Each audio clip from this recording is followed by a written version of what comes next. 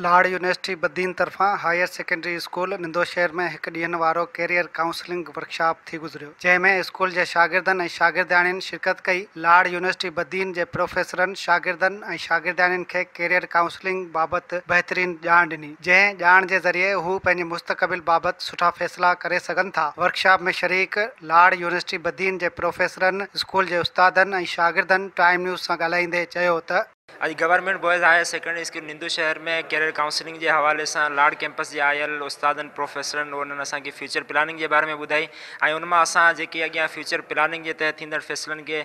तमामु बहितरीन अंदाज़ असां नोट कयोसीं ऐं आईंदा फ्यूचर में वञण जे लाइ असां में उहे सभु शयूं ज़हन नशीन आहिनि, उनखे मद्देनज़र रखी करे अॻियां असीं फ्यूचर जो फ़ैसिलो सही तरीक़े सां करे सघूं था। अॼु असांजा दोस्त लाड़ कैंपस खां आया जिन कैरियर काउंसलिंग कई, ॿारनि खे सम्झायूं त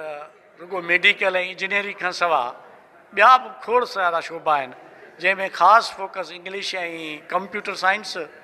ऐं कॉमर्स जो रहियो आहे। तो दुनिया में वॾी फील्ड जेका आहे बिज़नेस जी आहे। गवर्नमेंट हायर सेकेंडरी स्कूल निंदो शहर में एक ॾींहं वारे कैरियर काउंसलिंग वारे वर्कशॉप में शरीक प्रोफेसरनि ऐं उस्तादनि जो चवणु हो त इंटर पास करण खां पोइ यूनिवर्सिटी में दाख़िला वठंदड़ शागिर्दनि ऐं शागिर्दियाणियुनि खे मुख़्तलिफ़ शोबनि में दाख़िला वठण बाबति आगाही ॾियण जो मतिलबु इहो हो त जीअं शागिर्द ऐं शागिर्दियाणियूं पंहिंजे मुस्तक़बिल बाबति बहितर फ़ैसिला करे सघनि ऐं हू ज़िंदगीअ में पंहिंजो मक़सदु हासिल करे सघनि। कैमरामैन मुर्तज़ा मल्हा सां गॾु राही मल्हा, टाइम न्यूज़ निंदो शहर।